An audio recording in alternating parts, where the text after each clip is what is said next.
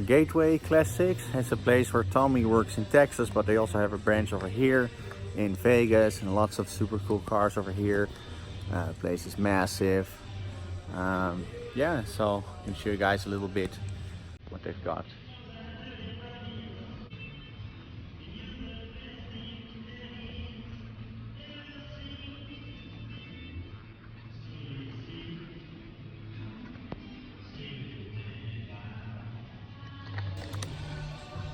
Mustang section over here. It's kind of cool. I'm not a big Ford guy, but I totally want to get one of these Mach 1 Mustangs. I think that's a really cool car. I think it looks better than the 64, 65, 66, 67. I really like these things. If you put the right wheels and everything on it, they're really cool. So that's pretty nice. Nice Smokey and the Bandit thing over here. 79, I guess this is. Yep, 79. That's cool. Some Firebird. I love Firebirds. Very, very nice car. They're actually a lot cheaper than the Camaros, but I think the front end is really rad. Really nice car. Love these things. This is a 67, which is one of the best years for them. 51 grand. Very, very cool car.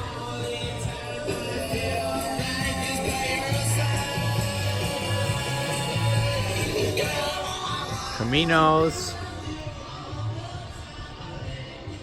Impala.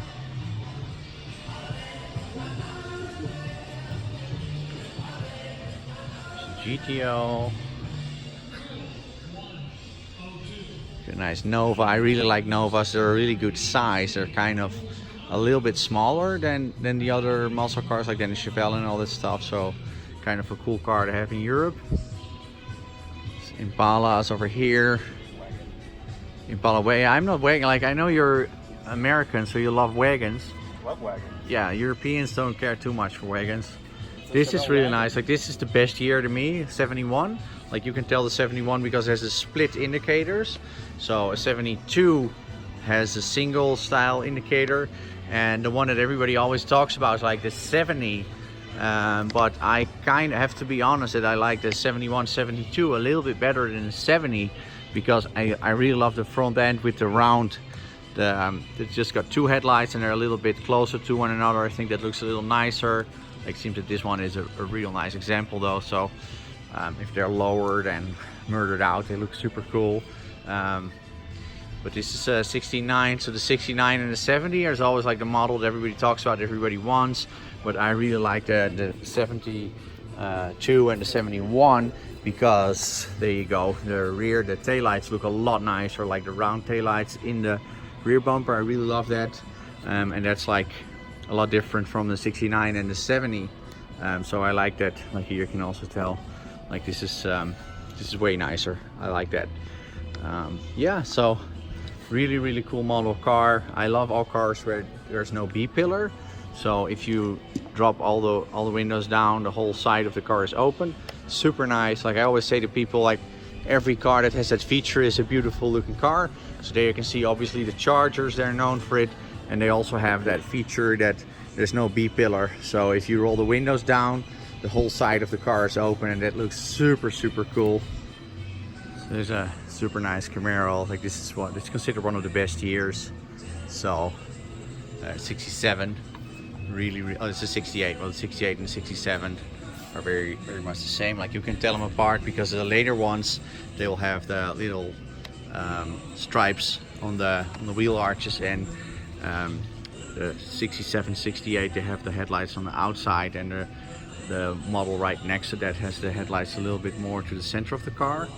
And of course here's the holy grail, like this is what the car everybody knows, a Dodge Charger. So that's 16, no, I have to look at the rear, but this seems to be a 69 to me, because you can tell the grille on the 69 is like two sides, so it has two sections, and on the 70 is like one section. So this one is a 70. yeah, that one's a 70, and on the rear you can see, because the 68 that has the round taillights, and the 69 and the 70 have like the big bar. And it's also nice, a Challenger. I guess this is a 71. Really like these things. I like that the lights are on an angle in the rear. This is also a little bit more, like you can tell over here, it's a little shorter. So this is more like a manageable car. Like in Europe, that will be a lot easier car to have. So I really like these things. Like you can see, the nose is on the same level, but it's a little shorter. And this car, I'm not sure if it's a real RT. Could be. Yeah, it seems to be a real RT. $111,000. This is a 70. It's got a 4-speed manual with a pistol grip shifter. It's really cool. It's like one of those things that every kid that's into American cars knows that. And this thing, this is also an RT. So that's on 117 grand. It's also a manual, but doesn't have the pistol grip shifter. Really like these things. Like I said, this is one of my favorite features. Like the whole side of it opens up, and like the hips of the car, that's super cool. So this is one of those cars that everybody knows, everybody talks about. They're quite big in real life. They're like bigger than an E38, but of course, super cool car. These are super nice things. I like them. This is Chevrolet and Ford, like late 30s to 40s. Custom cars. It's a real subculture in California, like basically on the west coast. So this is Chevrolet. This is a 39. This is a 47 Ford, and this looks like it's a Chevy. It's a 37. I thought it was a 36. This is 37 Chevy. And there's another Ford. Like these are really well known, these Fords. Yeah, love that stuff. Real cool car. And there's another Ford over there. So I like that this is the generation of cars where they change the model every year. So a 40 is going to be different from a 41, it's going to be different from a 42. And all of these things, like this is the funny thing about these cars, is the way that they are, like these things are right now. That's how they were made in like in the 60s and the 70s and the 80s. They kind of made them this way as well. So it's like a whole subculture. They've been customizing them like this for decades. Super nice. And this is, of course, everyone knows what this is, 4T bucket. Real cool. This is a 1923 base car, and this is like so cool. This car, like I wish you guys could have seen this in real life, because this is really cool. This is what you would call a lead sled. So that's the cars that they make them like appear to be a really heavy. Custom culture is real big on this, especially in the LA area. And this is a Buick 53. Look at that thing. Like the paint on this is insane. It's very, very nice. Like the video doesn't do it justice. And here's a Lincoln right over here. That's not as customized, but really cool car.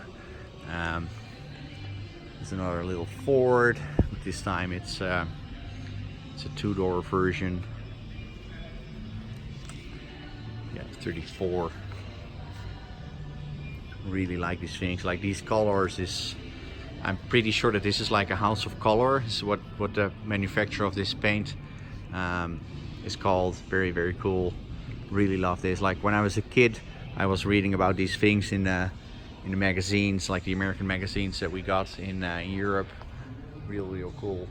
And if you look at this, like that's Chevrolet over here. Like that's what they're supposed to be like from the factory, and that's what they ended up looking like as a custom.